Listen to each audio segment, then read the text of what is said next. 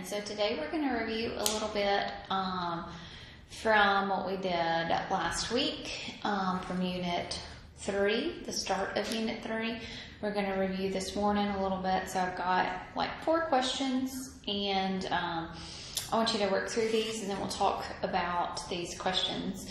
So I want to give you about 10 minutes, probably. You'll probably need 10 minutes to do this, these 4 problems.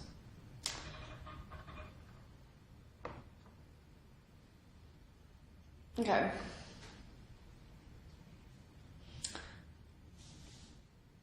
All right. So the first 3 questions, how about this? We'll do the first 3. So take about 5 minutes and do the first 3, and then we'll work those together, and then I'll move up and you can see the rest. Okay. So take a few minutes and do these first 3 questions right here, and then we'll do the rest.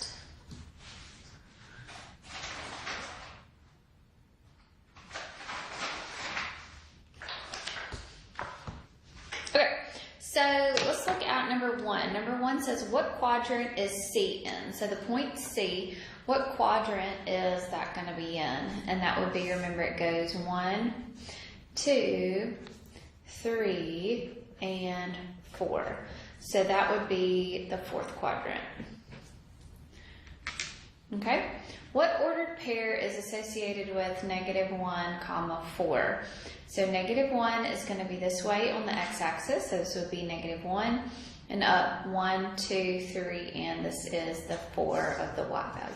Remember, it's the x value comes first and the y value is the second. So the point that is associated with that ordered pair is going to be A. Okay. And then which points have negative y coordinates? So remember, these are all, remember, this is your y-axis and this is your x-axis. So above the x-axis, those are all positive y values, and below the x-axis, those are all going to be negative y values. So points D and C are going to have negative y coordinates. So let's look at what is the coordinate for C. Okay, so my x value is going to be 1, 2, 3, 4. So it's going to be 4, comma, down 1, 2, 3. So that's going to be 4, comma, -3 for your C value. Okay, your D coordinate would be 1, 2, 3, so -3, and down to -1 there. So those two have y coordinates that are both negative. Okay. All right, so now let's take a little bit of time and let's look at this one. This one's got 4 parts here. So it says, state the domain and range of each one of these. Determine if it is a function. Sorry, I don't know why I wrote that F so far away from that, but determine if it is a function. Okay, so take about 10 minutes and go through this one for me. Okay, so remember, your domain is your x values. Okay, so your domain is what your x values can be. So when you're given ordered pairs, you're just going to state these x values. I have a, don't ever repeat, so it'll be -3, 0, and 4 here for your domain. And then your range here will be a -5, 0, 1, and 7. Is this a function? Okay, remember, I have a repeating x value right there, so that means no, this is not going to be a function. I have a repeating x value and it maps to 2 different y values, so that means that that's going to be no. If it would have been the same y value just on there twice, then it could have been a function. Okay? All right, so what about this? This is a mapping. So this means that my x value is 3, my y value would be a 7. My x value is a 6, my y value is a 5, and it's also a 10 there. Okay, so you can put the mapping in in columns like this again. So it would be 3, 6, 6 goes to 2 of them, and 12, and an 18 like that. And so it would be 3 goes to that 7 right there, 6 goes to that 5, 6 also goes down here to this 10, 12 goes to 9, and 18 goes to 10. If you can see it better like that, write it like that. This is just a mapping, and it's the same thing as just ordered pairs. Another way to write ordered pairs. So the domain here is going to be a 3, 6, 12, and 18. And then the range will have a, and those are in order, 5, 7, 9, and 10. Well, right here I see that 6 gets mapped to 2 different values, right? So 6 gets mapped to 10, and 6 also gets mapped to that 5 right there. So I can't have that happen. So is this a function then? No.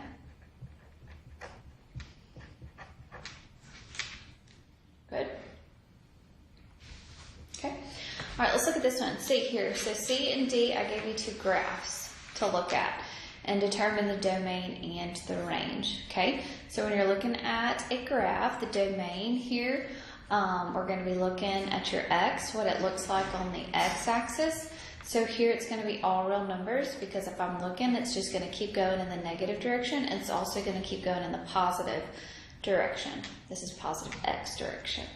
So this is going to be all real numbers would be your domain. Okay, your range, you're going to look from bottom to top. So from bottom, this is your negative infinity direction, all the way up, and this point right there would be a 3. So that means that your y values are going to be everything less than 3. So y is going to be everything less than or equal to a positive 3. Okay, is this one a function? Does this represent a function? So if you draw a straight line through your graph, then this one is definitely going to be a function.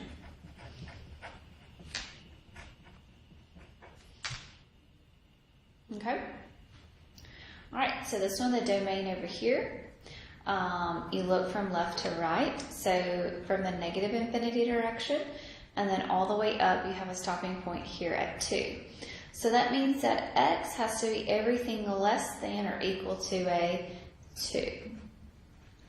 Okay, so you're going to look from left to right, and it does have a stopping point there. Whoops, sorry. The range here, it's going to be going from negative infinity all the way. There's no stopping point right there. So your range is going to be all real values. Okay. And what about this one? Is this one a function? So this one, you draw a straight line through the graph, and here it touches it in 2 places. So this one is not going to be a function. Okay. That means that it is not 1-to-1. Okay. Good deal? Okay, so let's do some examples of graphing. Okay, graphing functions, we are going to choose some x values, we're going to plug them in, and then we're going to plot them on a coordinate grid. Okay, so, and these are all the ones that we're going to do today are going to be straight lines. Okay, we're going to get into more different other types of functions, but today we're going to talk about straight lines. So graphing functions. And here I will give you ordered pairs. Okay, so graphing functions, you're going to have, here's going to be, we'll do an example. Okay, so if I wanted to graph y equals 2x minus 30, and I have a table of values here, and I want to plug in -1 for my x, I want to plug in 0, I want to plug in 2, and I want to plug in 4. Okay, so to graph a function, you have to find ordered pairs on the graph.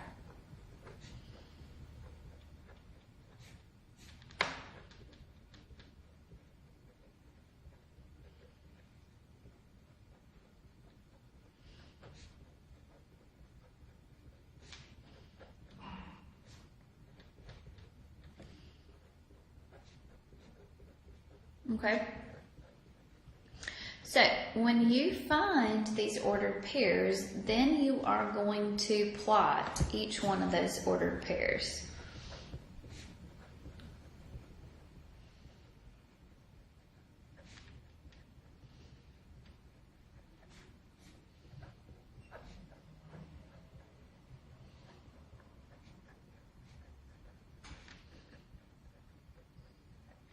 Okay?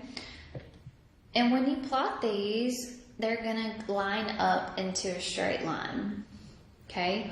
So they should line up to form a straight line.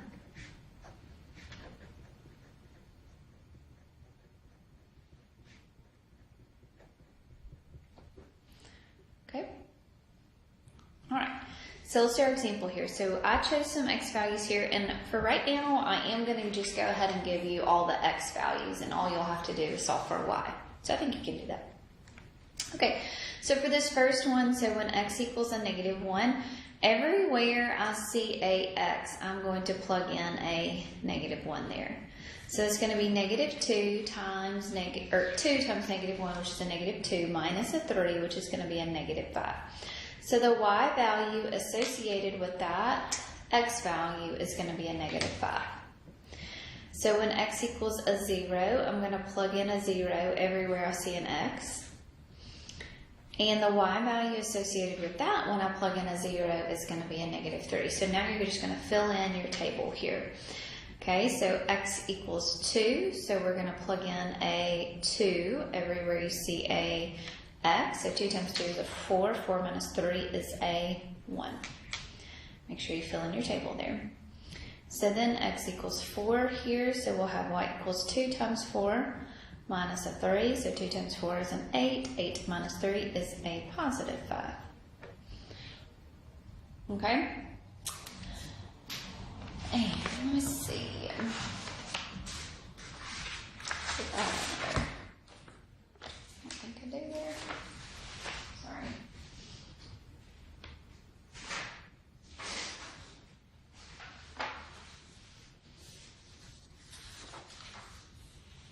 Okay, so now I'm going to take those ordered pairs, so -1. I'm going to plot them now on a axis. Okay, so -1, okay, we go over to -1 here, and then we go down to -5. So 1, 2, 3, 4, 5. Okay, 0, so we don't move along the x-axis, but we're going to move down to 1, 2, 3. At 2, we're going to be at 1.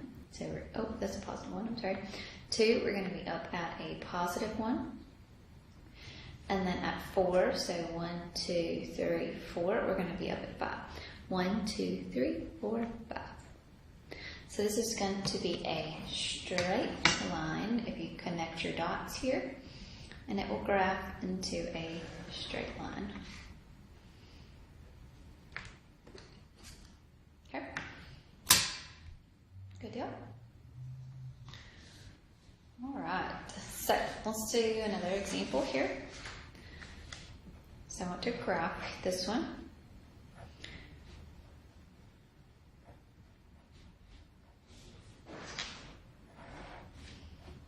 Okay, this one I have a fraction, but I'm going to give you things that help you where the fraction will go away.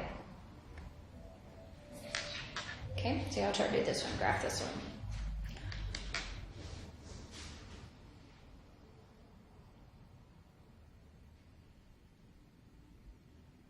Okay, so if I plug in a -4, so when x equals a -4, what is the y value going to be? So you're going to plug in a -4 here minus a 2. So this is going to be a -3 minus a 2, which is going to be a -5. Okay, when you plug in a 0, that one is easy. We love plugging in 0. So that will be a -2. Okay, when we plug in a 4, so we'll have 3/4 times 4 minus a 2. So that's just going to be a 3 minus a 2, which is a 1. And then if I plug in a 8 here, we'll have y equals a 3/4 times 8 minus a 2. 4 goes into 8 2 times. 2 times 3 gives you a 6 minus a 2, which is a 4.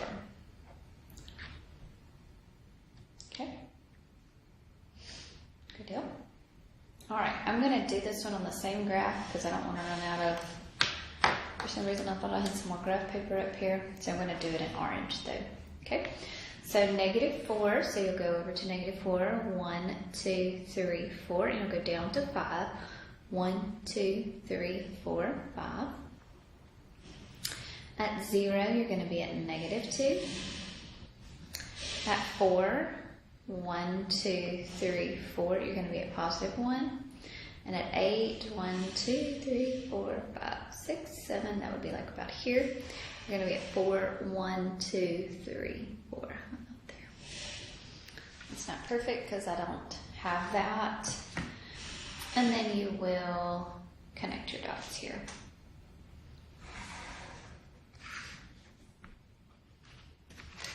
Okay, so this one right here is going to be the graph of y equals 3/4 x minus a 2. Okay, you see that? All right, let's do another one here.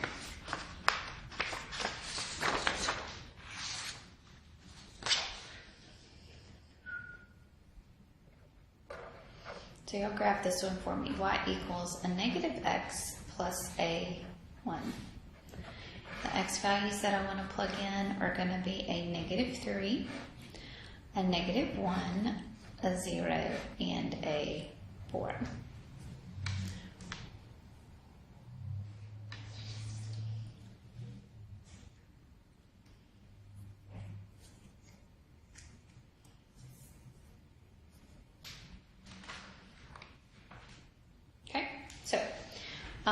When we plug in a -3 here, then we'll have y equals a negative times a -3 plus a 1. So don't forget that there is that negative on the outside.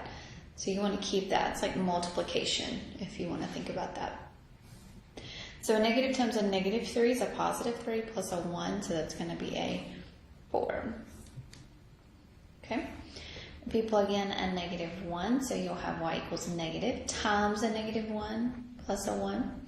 So that's going to be negative times a negative, which is a positive. 1 plus a 1 gives you a 2. Okay, here if you plug in a 0, then you'll have y equals a negative times a 0 plus a 1. So that's still just going to be a 1. And then if you plug in a 4, you'll have y equals negative times a +4 plus a 1. So it's a -4 plus a 1, which is a -3. Okay? All right.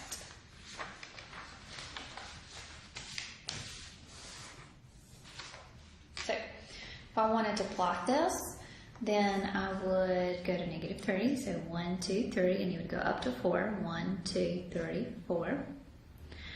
Then at -1, you're going to be at 2, so 1, 2. At 0, you're going to be at 1, and at 4, 1, 2, 3, 4, you're going to be down at -3. 1, 2, 3.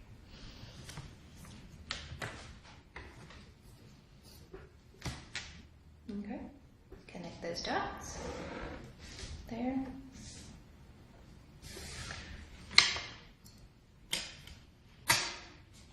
Good deal. There's a difference between, which we're going to talk about later, not now, but do you see the difference between these graphs and these? These were all increasing from left to right, and this one here is going to be decreasing from left to right.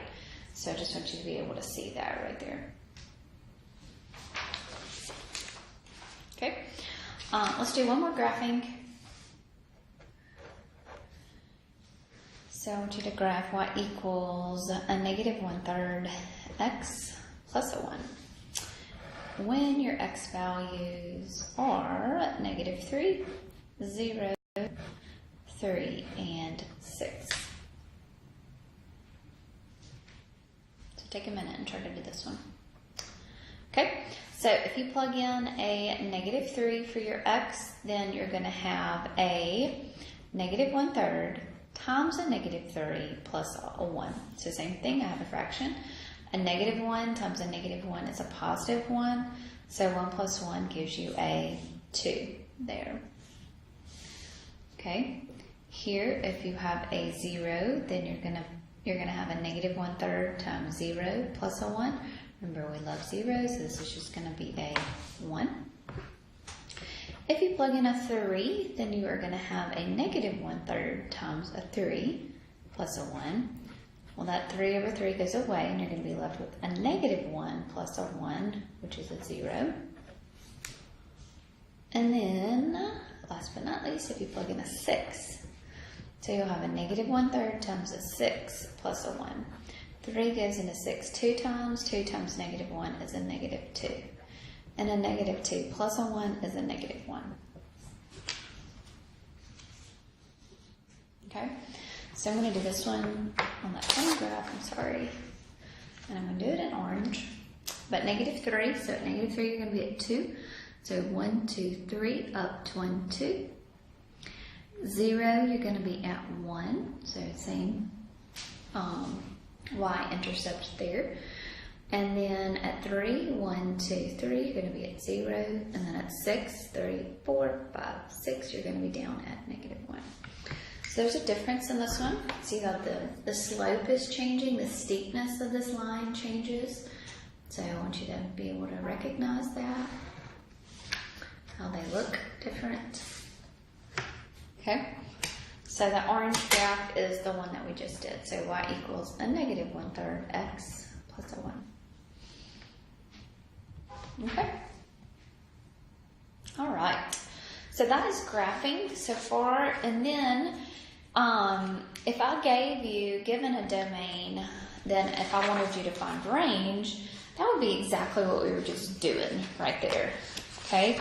So, besides just graphing, if I said, given the domain, find the range.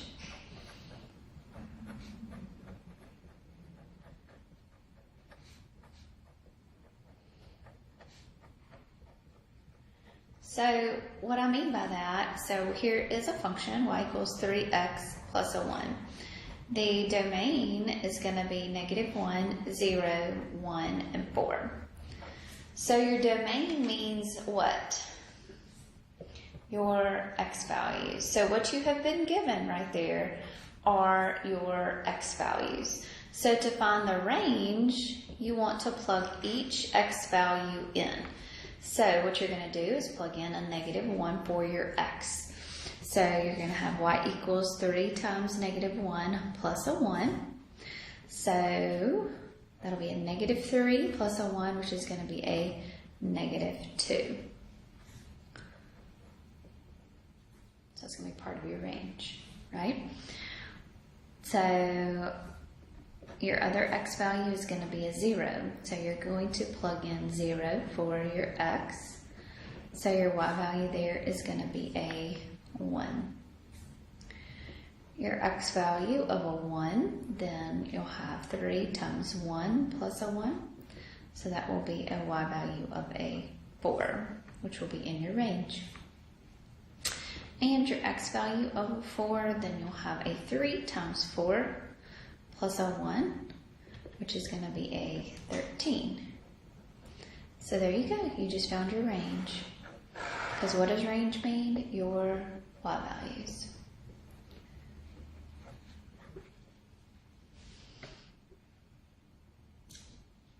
Okay. All right, I'll do this one then.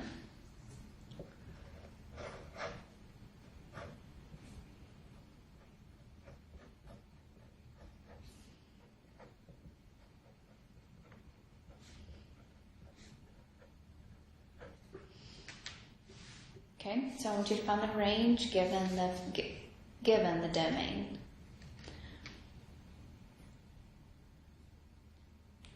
Okay, so that means you want your x values to be negative 12, negative 6, and 3. I'm just doing it a different way so that you can see that's where you need to plug in your x values, and you want to solve for a y. So x equals a negative 12, so you'll have a negative 2 over 3 times a negative 12 plus a 9. So 3 goes into negative 12, negative 4 times. So negative 4 times a negative 2 is a positive 8 plus a 9, which is going to be a 17. Okay. If you plug in a negative 6 here, so you'll have a negative 2/3 times a 6, negative 6, I'm sorry, plus a 9. So 3 goes into negative 6 a negative 2 times. Negative 2 times a negative 2 is a positive 4. And 4 plus a 9 is a 13. And then x equals 3, so you'll have y equals a negative 2/3 times 3 plus a 9. So 3 goes into 3 one time, so that'll be a negative 2 plus a 9, which is a positive 7. Okay. So the range here, and I do like to write them in order, but I'm not going to count off from you, so it really would be 7, 13, and 17. Okay, good deal. All right, so tomorrow you will have a quiz on everything that we went over in the beginning and then graphing. So if you have any questions, please let me know.